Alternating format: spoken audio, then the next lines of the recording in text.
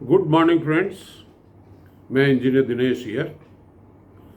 दोस्तों, मैं इस चैनल पे basically employment, education, entrepreneurship 3E पे काम कर रहा हूँ।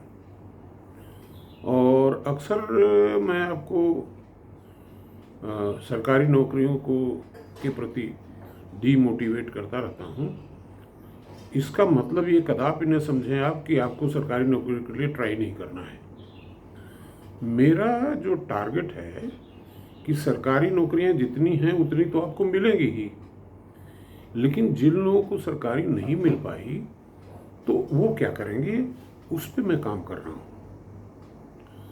लेकिन मुझे ऐसा लगता है कि इधर हमारे यूपी बिहार में एक कहावत चलती है कि जौने रोगिया भावे तौने वैद बतावे।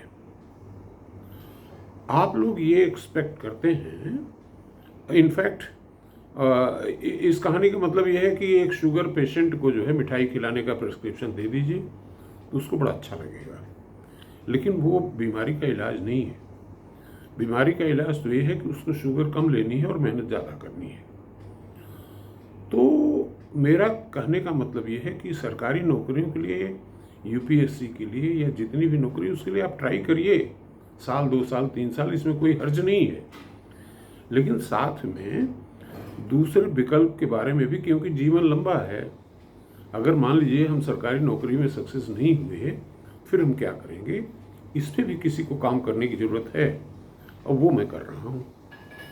अब चूंकि आप लोगों को जो पसंद है तो उस पर भी एक बात हो जाए, क्योंकि मेरे गुरुजी कहा करते थे कि जो करते हो उसका उल्टा भी करके देखो, और शाश्वत सत्य नाम की कोई चीज़ नहीं है। तो आज मैं आपको इस बारे में बताऊंगा कि कोई भी परीक्षा हो, कोई कॉम्पिटिटिव एग्ज़ाम हो, उसमें सफलता प्राप्त करने के मंत्र क्या हैं। देखिए, बहुत लंबी चौड़ी बात मैं नहीं करता, लेकिन 2 चीज़ें, कोई भी किसी भी विषय को जब आप फोकस करते हैं तो उसमें 2 चीज़ें आती हैं। जैसे कोई प्रोडक्ट हम बनाते हैं तो उसमें 2 चीज़ें, एक तो है क्वालिटी, दूसरी है क्वांटिटी।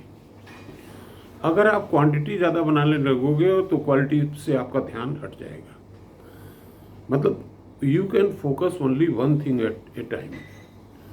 तो मेरा कहने का मतलब है कि जो आप पढ़ाई करें, जो भी विषय पढ़ें, जो भी चैप्टर पढ़ें, उसकी पूरी क्लैरिटी, उसके फंडामेंटल्स आपको क्लियर हो जाने चाहिए। चाहे आप क्लासरूम से पढ़ें, चाहे आप कोचिंग से पढ़ें, चाहे आप बाहर किताब से, स्वाध्याय से पढ़ें, जब तक कॉन्सेप्ट नहीं क्लियर है तब तक रट्टा मारने से आपको कॉम्पिटिटिव एग्ज़ाम में एज नहीं मिलेगी। आपको तो आगे निकलना है ना, तो कॉन्सेप्ट पहले क्लियर हो। न्यूमेरिकल सॉल्व तो हो जाएंगे, लेकिन अगर कॉन्सेप्ट नहीं क्लियर है तो न्यूमेरिकल सॉल्व करने से कोई फ़ायदा नहीं, रटने से कोई फ़ायदा नहीं है।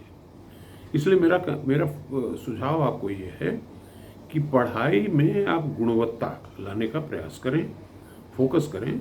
एक दिन में एक ही चैप्टर पढ़ें, एक ही विषय पढ़ें, मतलब मल्टीपल चीज़ें न पढ़ें, एक चीज़ पे फोकस करें, उसकी क्लैरिटी ले लें। देखिए, एक चीज़ समझिए कि आज की तारीख में ऑनलाइन मटेरियल भी अवेलेबल है, ऑफलाइन भी अवेलेबल है। आपका ध्येय ये है कि आपको दिमाग में कॉन्सेप्ट क्लियर करना है, तो ऑनलाइन से भी कोशिश करिए कि क्या क्लियर कर सकते हैं आप। इतने लेक्चर्स हर विषय पे अवेलेबल हैं, चैट जीपीटी भी है, कोई भी क्रॉस क्वेश्चन आप टाइप करिए, उसका आंसर आ जाता है। तो कहने का मतलब है कि विषय को क्लियर करिए, क्वालिटेटिवली अध्ययन करिए अगर कंपटीशन में निकलना है तो। और दूसरी चीज़ मैं जो आपको बताना चाहता हूँ कि जीवन में एक हमें अपना विज़न बनाना है, एक पैशन है हमारा, होना चाहिए। जब तक वो ना हो तब तक काम करने का मज़ा नहीं है। सिर्फ नौकरी के लिए नौकरी खोजना, जो हमारा पैशन है, जो हमारा विज़न है, उसके हिसाब से हम अपने को तैयार करें और उस जॉब में अपने को फिट करें।